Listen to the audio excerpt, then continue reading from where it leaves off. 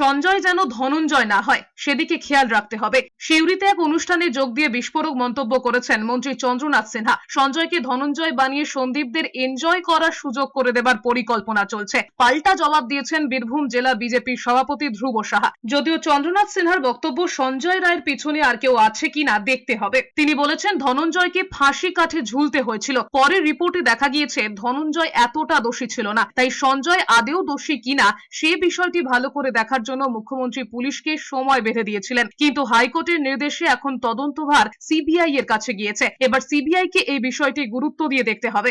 প্রতিবাদে পাল্টা নয়, বিরোধীরা যে নোংরামি করছে, যে মিথ্যা প্রচার করছে, তার কাউন্টার করতে একটা এই দুর্ঘটনাটা আমরা নিশ্চয়ই ঘৃণা করি।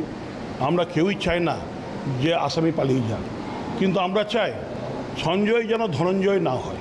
জবাবে ধ্রুব সাহা বলেছেন সন্দীপ ঘোষদের এনজয় করার সুযোগ করে দিতে গল্প বানানোর চেষ্টা চলছে।